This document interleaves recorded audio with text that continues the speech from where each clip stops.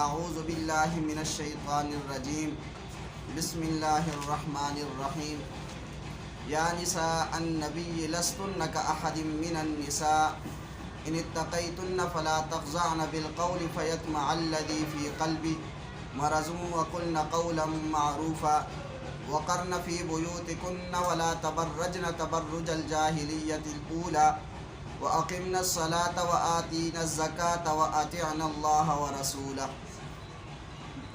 سورہ احزاب آیت نمبر 32 اور 33۔ یا ترجمہ، یا نساء النبی، ہے نبی کی بیویوں، لستن کأحد من النساء، تم عام عورتوں کی طرح نہیں ہو، ان اتقیتن فلا تخضعن بالقول، اگر تم اللہ سے ڈرنے والی ہو تو نزاکت سے بات مت کیا کرو، فیطمع الذی فی قلبہ مرض وقلن قولا معروفا، کہ دل کے مرض میں مبتلا شخص لالچ میں پڑ جائیں اور بات وہ کہو جو بلائی والی ہو،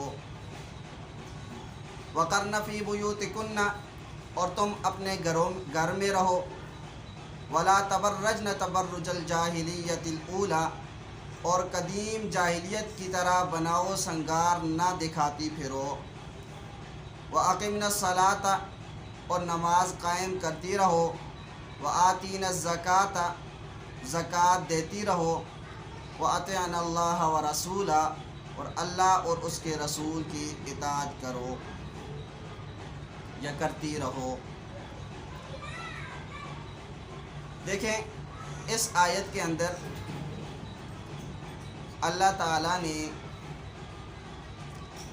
امہات المؤمنین،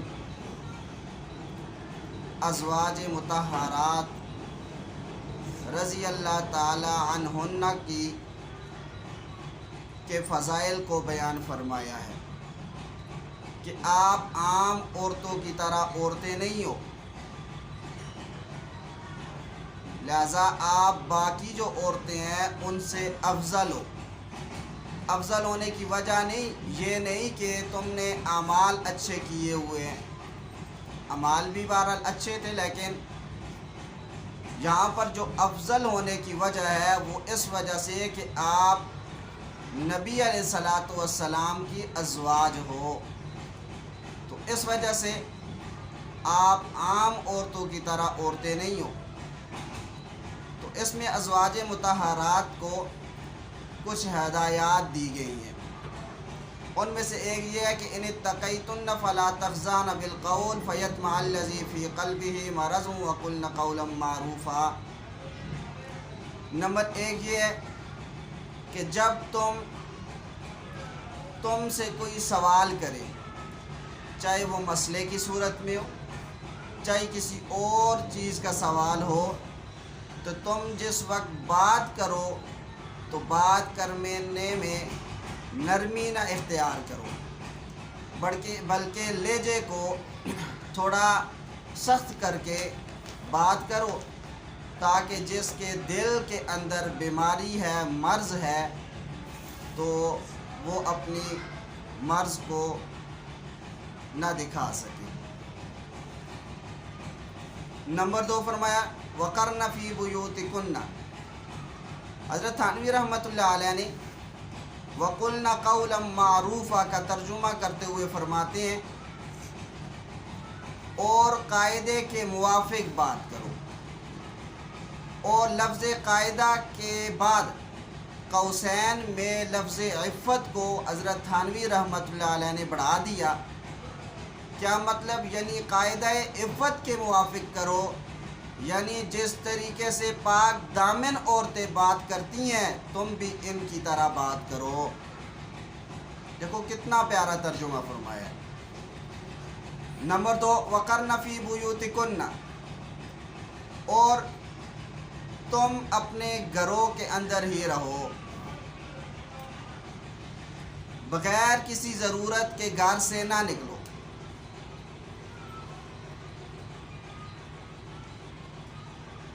اس جملے سے روافض وہ حضرت عائشہ رضی اللہ تعالی عنہا پر اعتراض کرتے ہیں۔ وہ کہتے ہیں دیکھو حضرت عائشہ رضی اللہ تعالی عنہا مکہ سے بصرہ گئی ہیں، اس آیت کے حکم کے انہوں نے خلاف کیا ہے، کیونکہ اس میں حکم ہے وَقَرْنَ فِي بُيُوتِكُنَّ، اپنے گھروں میں ہی رہو، اور حضرت عائشہ مکہ سے بصرہ گئی تھیں۔ ہم کہتے ہیں حضرت عائشہ رضی اللہ تعالی عنہا مکہ سے بصرہ گئی ہیں تو مدینہ سے پہلے مکہ بھی تو گئی تھی، اس پر آپ کا کیوں اعتراض نہیں ہے؟ جیسے وہاں پہ اگر اعتراض کیا جا سکتا ہے، یہ بھی تو پھر آپ کے بقول ٹھیک نہ ہونا چاہیے۔ تو روافض یہ بات کہتے ہیں، دیکھیں کہ مدینہ سے مکہ یہ حضرت عائشہ رضی اللہ تعالیٰ عنہ ضرورت کی وجہ سے گئی تھی، شرعی تقاضا تھا اس کی وجہ سے گئی تھی۔ اب وہ ضرورت اور شرعی تقاضا کیا تھا کہ حج کرنا مقصود تھا، تو اس وجہ سے گئی تھی۔ ہم کہتے ہیں دیکھیں مکہ سے بصرہ بھی یہ بھی ضرورت کی وجہ سے گئی تھی، چونکہ حضرت عثمان رضی اللہ تعالیٰ عنہ کو مدینہ میں جس وقت شہید کر دیا گیا تھا تو حضرت زبیر، حضرت طلحہ اور دیگر صحابہ رضی اللہ تعالیٰ عنہم اجمعین یہ مدینہ سے مکہ پہنچے۔ وہاں جا کر حضرت عائشہ رضی اللہ تعالیٰ عنہ سے فرمایا کہ حضرت عثمان تو شہید ہو گئے ہیں، حضرت عثمان کو شہید کر دیا گیا ہے، اور ان کے جو قاتل ہیں وہ حضرت علی رضی اللہ تعالیٰ عنہ کے حلقہ میں ہیں۔ تو حضرت علی رضی اللہ تعالیٰ عنہ کی مجبوری تھی کہ وہ فی الحال ان سے قصاص نہیں لے سکتے تھے۔ اگر ہم مدینہ جائیں گے تو ہمیں وہاں پر وہ قتل کر دیں گے۔ تو حضرت عائشہ رضی اللہ تعالیٰ عنہ نے فرمایا تم فی الحال مدینہ نہ جاؤ، بلکہ تم بصرہ کی طرف چلے جاؤ، وہاں مسلمانوں کی حکومت مستحکم ہے، تو لہٰذا وہاں پر وہ آپ کو نقصان نہیں پہنچا سکیں گے۔ تو امی عائشہ رضی اللہ تعالیٰ عنہ عبداللہ بن زبیر جو ان کے بانجے تھے، یہ آپ کے محرم تھے، ان کے ساتھ پردے میں بصرہ چلی گئیں۔ تو یہ بھی شرعی عذر اور تقاضا تھا، جیسے آپ نے کہا کہ وہ شرعی عذر اور تقاضا تھا، تو لہٰذا یہ بھی شرعی عذر اور تقاضا تھا، لہٰذا کوئی اشکال نہیں۔ دوسری بات وَقَرْنَ فِي بُيُوتِكُنَّ کا مطلب یہ نہیں کہ کوئی ضرورت ہو تو تم نے نکلنا ہی نہیں ہے، بلکہ اس کا حکم عام حالات میں ہے کہ ویسے تم گھروں سے باہر نہ نکلو۔ تو لہٰذا جب کوئی ضرورت ہو تو پھر تو نکلا جا سکتا ہے، تو لہٰذا آپ کا یہ اشکال کرنا یہ ٹھیک نہیں ہے۔ آگے فرمایا تیسری ہدایت وَلَا تَبَرَّجْنَ تَبَرُّجَ الْجَاهِلِيَّةِ الْأُولَى، قدیم جاہلیت کی طرح بناؤ سنگار نہ دکھاتی پھرو۔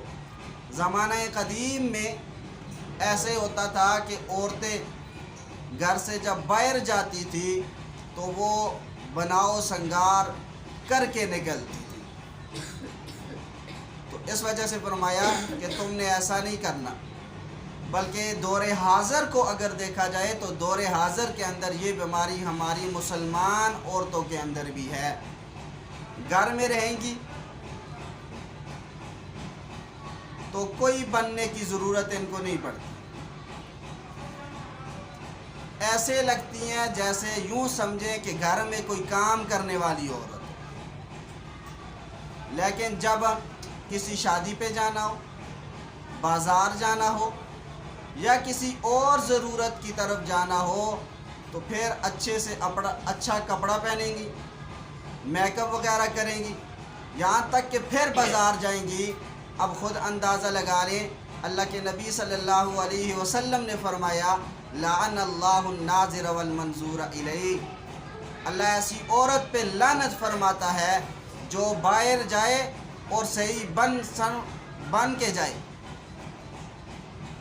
تو اس وجہ سے اللہ کے نبی صلی اللہ علیہ وسلم نے لعنت فرمائی ہے کیوں؟ اب دیکھیں یہاں پہ عورت اپنے آپ کو خود پیش کر رہی ہے. اگر وہ یہ صورت اختیار نہ کرتی تو کوئی اسے دیکھتا بھی نہ. یہاں پر تو یہ خود اپنے آپ کو پیش کر رہی ہے. اس وجہ سے فرمایا لعن اللہ الناظر والمنظور الیہ، جو دیکھتا ہے اس پہ بھی لعنت ہے اور جو اپنے آپ کو دیکھنے کے لیے پیش کرتی ہے اس پہ بھی لعنت ہے. آپ خود اندازہ لگا لیں. تو اس وجہ سے ان چیزوں سے ہمیں بچنا چاہیے.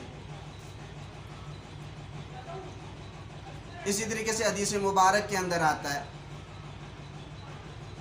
بہترین عورت وہ ہے، بہترین عورت اذا امرتها اطاعتك واذا رأيتها سرتك، جب اس کا شوہر اس کو کسی چیز کا حکم کرے وہ فوراً اس کی اطاعت کرے، اس کی بات کو مانے. وَإِذَا رَأَيْتَهَا سَرَّتْكَ، اور جب شوہر اسے دیکھے تو سرت کا وہ اس کو خوش کر دے. یہ نہیں کہ شوہر دیکھے تو بس بدظن ہو کے چلا جائے. تو اس وجہ سے ان چیزوں کا خیال کرنا چاہیے. تیسری ہدایت دی وَأَقِمْنَا الصَّلَاةَ، تم نے نماز کو قائم کرنا ہے. وَآتِينَا الزَّكَاةَ، چوتھی زکوٰۃ ادا کرنی ہے. وَأَطِعْنَا اللَّهَ وَرَسُولَهُ، اللہ اور اس کے رسول کی اطاعت کرتی رہو. تو یہ 5 ہدایات جو ہے یہ اللہ کے نبی صلی اللہ علیہ وسلم کی ازواج مطہرات کو ہیں. یہ بات ذہن نشین فرما لیں، جہاں پر یہ 5 ہدایات ان کو ہیں ان کے واسطے سے امت کی عورتوں کو بھی ہیں. یہ نہیں کہ انہی کو حکم تھا بس ہم نے نہیں کرنا، تو لہٰذا یہ ہمیں بھی اس میں حکم دیا گیا ہے. چند ہدایات. نمبر 1، کسی غیر محرم سے پس پردہ بات کرنے کی ضرورت پیش آ جائے تو گفتگو کے انداز میں نزاکت اور لہجہ میں جاذبیت کے طریقے پر بات نہ کریں. عورت کی آواز اور لہجہ میں چونکہ طبعی اور فطری طور پر دلکشی ہوتی ہے، اس لیے غیر مردوں سے بات کرنے میں بتکلف ایسا لب و لہجہ اختیار کریں جس میں خشونت اور روکھا پن ظاہر ہوتا ہو، کسی بدباطن کا قلبی میلان نہ ہونے پائے. اس طرز پہ بات کرے کہ جس سے بات کی جا رہی ہے وہ یہ سمجھے کہ یہ مجھ سے بات نہیں کر رہی، یہ زبردستی بات ہو رہی ہے کوئی نہ. تو اس وجہ سے سخت لہجے میں بات ہونی چاہیے. یہ نہیں کہ بہت ہی نرم لہجے میں کہ وہ سننے والا بھی یہ چاہے ٹھیک ہے جی اور باتیں کریں. تو اس وجہ سے اس چیز سے اجتناب کرنا چاہیے. نمبر 2، عورتوں کے لیے شب و روز گزارنے کی اصل جگہ ان کے اپنے گھر ہی ہیں. شرعاً جن ضرورتوں کے لیے گھر سے نکلنا جائز ہے ان کے لیے پردہ کے اہتمام کے ساتھ بے وقت ضرورت عورت گھر سے باہر جا سکتی ہے. آیت کے سیاق و سباق سے واضح طور پر معلوم ہو رہا ہے کہ بلا ضرورت پردے کے ساتھ بھی باہر نکلنا یہ عورتوں کے لیے اچھا نہیں ہے، بلکہ جہاں تک ہو سکے نامحرم کی نظروں سے لباس بھی پوشیدہ رکھنا چاہیے. نمبر 3، زمانہ قدیم کی جاہلیت. الجاہلیت الاولیٰ سے مراد وہ جاہلیت ہے جو حضور صلی اللہ علیہ وسلم کی بعثت سے قبل دنیا میں پھیلی ہوئی تھی. اس زمانہ کی عورتیں بے حیائی اور بے شرمی کے ساتھ بلا جھجک بازاروں، میلوں، گلی کوچوں میں بے پردہ ہو کر پھرا کرتی تھی. جب باہر نکلتی تو بن ٹھن کر نکلتی. اپنے پرائے کا امتیاز تھا، نہ غیر محرموں سے بچنے کی فکر. یہ تھا جاہلیت اولیٰ کا رواج اور سماج، اور جو آج بھی اسلام کا دعویٰ کرنے والی عورتوں میں جگہ لے رہا ہے. اور نئے مجتہدین پردہ شکنی کی دعوت دے کر اسی جاہلیت اولیٰ کو ترقی دینا چاہتے ہیں جس کے مٹانے کے لیے قرآن کریم نازل ہوا تھا. سوال. بعض لوگ یہاں یہ سوال اٹھاتے ہیں کہ آیت بالا میں خطاب امہات المؤمنین رضی اللہ تعالی عنہن کو ہے، تو پھر آپ دوسری مسلمان عورتوں پر اس قانون کو کیوں لاگو فرماتے ہیں کہ یہ جو حکم ہے عام عورتوں کو بھی ہے؟ اس کا جواب، پہلی بات قرآن کا مزاج اور اسلوب یہ ہے، ان العبرۃ للعموم لا للسبب. الجامع الاحکام القرآن جلد 7. کہ قرآن کا خطاب خاص اور حکم عام ہوا کرتا ہے۔ اسی طریقے سے قاعدہ بھی ہے العبرۃ لعموم اللفظ لا بخصوص السبب، خصوص سبب کا اعتبار نہیں ہوتا تو عموم لفظ کا ہوتا ہے۔ مذکورہ بالا آیات میں خطاب اگرچہ خاص یعنی ازواج مطہرات رضی اللہ تعالی عنہن کو ہے، لیکن ان آیات کا حکم عام ہے اور تمام عورتوں کے لیے ہے۔ دوسری بات، یہ نقطہ انتہائی قابل غور یہ ہے کہ ازواج مطہرات رضی اللہ عنہن تمام مؤمنین کی مائیں ہیں، جیسا کہ ارشاد باری ہے وَأَزْوَاجُهُ أُمَّهَاتُهُمْ، نبی کی بیویاں ایمان والوں کی مائیں ہیں۔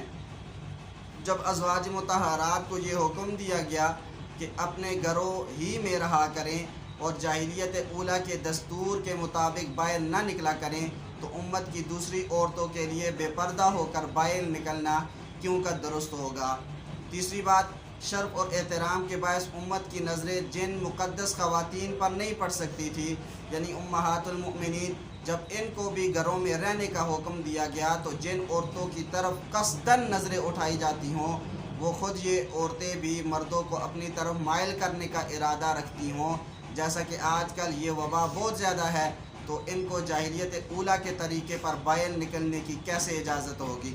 یہ بات عقل و دانش کے بالکل بالا تر ہے۔ خاندان نبوت کی چند خواتین کو مستثنیٰ کر کے امت کی کروڑہا عورتوں کو قدیم زمانہ کی جاہلیت کی طرف باہر چلنے پھرنے کی اجازت دی گئی ہو۔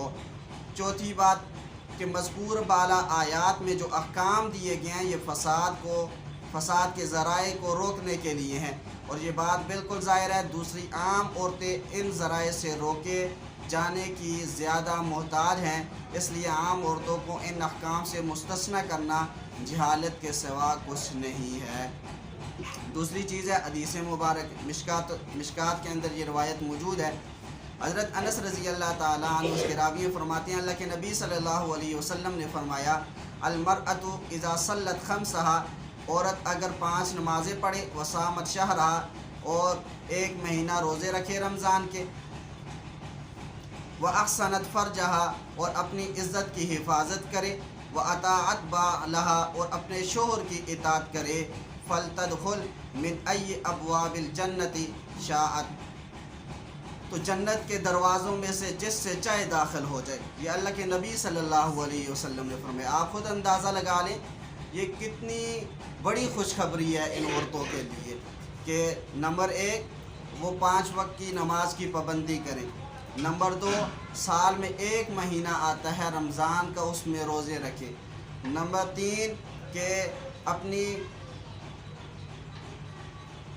اپنی عزت اور ناموس کی حفاظت کرے، اور نمبر 4 اپنے شوہر کی اطاعت کرے، اور نمبر 4 اپنے شوہر کی اطاعت کرے۔ یہ 4 باتیں جس عورت میں پائی جائیں گی تو فرمایا کہ قیامت والے دن جنت کے جس دروازے سے جائے گی وہ جنت میں داخل ہو جائے گی۔ تو اس وجہ سے ان چیزوں کا خیال رکھیں۔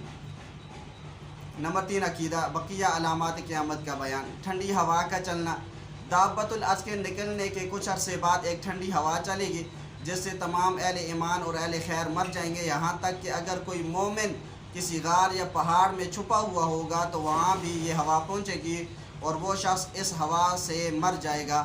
نیک لوگ سب مر جائیں گے تو نیکی اور بدی میں فرق کرنے والا بھی کوئی باقی نہ رہے گا۔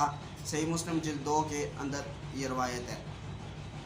حبشیوں کا غلبہ اور خانہ کعبہ کو ڈھانا، بعد ازاں حبشہ کے کافروں کا غلبہ ہوگا اور زمین پر ان کی سلطنت ہوگی، ظلم اور فساد عام ہو جائے گا، بے شرمی اور بے حیائی کھلا ہوگی، چوپایوں کی طرح لوگ سڑکوں پر جمع کریں گے، حبشی لوگ خانہ کعبہ کو ایک ایک اینٹ کر کے توڑ دیں گے اور کعبۃ اللہ کا سارا خزانہ لوٹ لیں گے۔ حدیث مبارک میں ہے لا یستخرج کنز الکعبۃ الا ذو السویقتین من الحبشۃ، خانہ کعبہ کے جمع ہونے والے خزانے کو چھوٹی چھوٹی پنڈلیوں والا ایک حبشی شخص ہی نکالے گا۔ پردے کے مسائل و احکام، اجنبیوں کے علاوہ کن کن رشتہ داروں سے پردہ ضروری ہے؟ سوال، یہ تو معلوم ہوا کہ تمام اجنبی غیر محرم مردوں سے پردہ ضروری ہے، یہ بتا دیجئے کہ رشتہ داروں میں سے کن کن سے پردہ ضروری ہے؟ جواب، درجہ ذیل 16 رشتہ دار ایسے ہیں جن سے پردہ فرض ہے، مگر عام طور پر دیندار خواتین بھی ان سے پردہ کرنے میں کوتاہی کرتی ہیں۔ وہ رشتہ دار یہ ہیں: چچا زاد، پھوپھی زاد، ماموں زاد، خالہ زاد، دیور، جیٹھ، بہنوئی، نندوئی، پھوپھا، خالو، شوہر کا چچا، شوہر کا ماموں، شوہر کا پھوپھا، شوہر کا خالو، شوہر کا بھتیجا اور شوہر کا بھانجا۔ سوال: جو غیر محرم گھر ہی میں رہتے ہیں، مثلا دیور، جیٹھ وغیرہ، ان سے کیسے پردہ کیا جائے؟ جواب: ایسے حالات میں شرعی پردے کا طریقہ یہ ہے: خواتین ذرا ہوشیار رہیں، بے پردگی کے مواقع سے حتی الامکان بچیں، لباس میں احتیاط رکھیں، بالخصوص سر پر دوپٹہ رکھنے کا اہتمام کریں۔ نمبر 1 یہ ہو گیا۔ نمبر 2، مرد آمد و رفت کے وقت ذرا کھنگار کر خواتین کو پردے کی طرف متوجہ کر دیا کریں۔ بعض خواتین شکایت کرتی ہیں کہ ان کے غیر محرم رشتہ دار سمجھانے کے باوجود گھر میں کھنگار کر آنے کی احتیاط نہیں کرتے، اچانک سامنے آ جاتے ہیں۔ آمد و رفت کا سلسلہ ہر وقت چلتا ہے، ان سے پردہ کرنے میں ہمیں بہت مشکلات پیش آتی ہیں۔ ایسے حالات میں خواتین جتنی احتیاط ہو سکے کریں، جتنی زیادہ مشقت برداشت کریں گی اتنا ہی اللہ تعالیٰ ان کو اجر بھی عطا فرمائے گا۔ نمبر 3، غیر محرم مرد کی آمد پر خواتین اپنا رخ دوسری جانب کر لیں۔ یہ یہاں پر تو اس کا رواج نہیں ہے شہروں میں، لیکن گاؤں کی طرف چلا جائے آدمی تو وہاں پر یہ جو بات ہے یہ ان عورتوں میں پائی جاتی ہے۔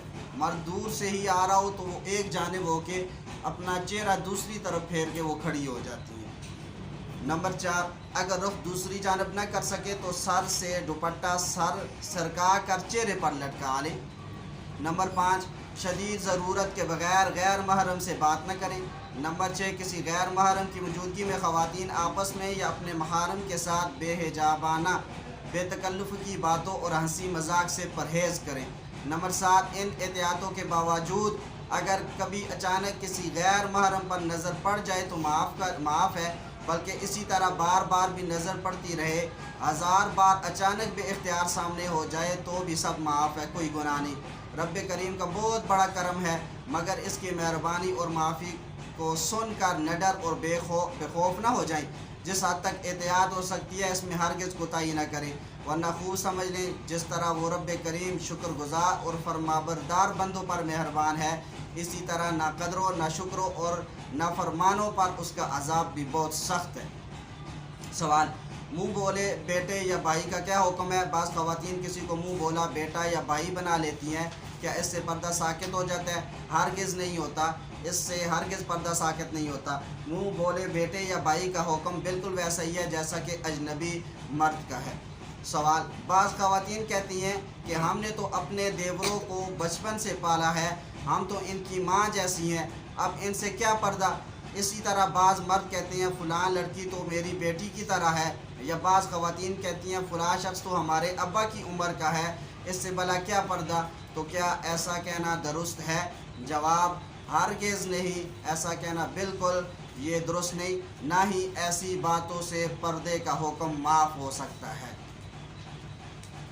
نمبر 5 چیز ہے آخر میں دعا، زیادہ اجر والی دعا۔ حضرت ابو ہریرہ رضی اللہ تعالیٰ عنہ سے روایت ہے، اللہ کے نبی صلی اللہ علیہ وسلم نے فرمایا، جو شخص ان کلمات کو دن میں 100 مرتبہ پڑھے گا اس کو 10 غلام آزاد کرنے کے برابر ثواب ملے گا، 100 نیکیاں حاصل ہوں گی اور 100 گناہ معاف ہوں گے، اور سارا دن رات شیطان سے اس کی حفاظت ہوگی۔ وہ دعا یہ ہے: لا الہ الا اللہ وحدہ لا شریک لہ، لہ الملک و لہ الحمد وہو علی کل شیء قدیر۔ ترجمہ: اللہ تعالیٰ کے سوا کوئی معبود نہیں، وہ اکیلا ہے، اس کا کوئی شریک نہیں، اسی کی بادشاہی ہے، اسی کے لیے تعریف ہے، اور وہ ہر چیز پر قادر ہے۔ صحیح مسلم جلد 2 کے اندر ہے۔ تو اس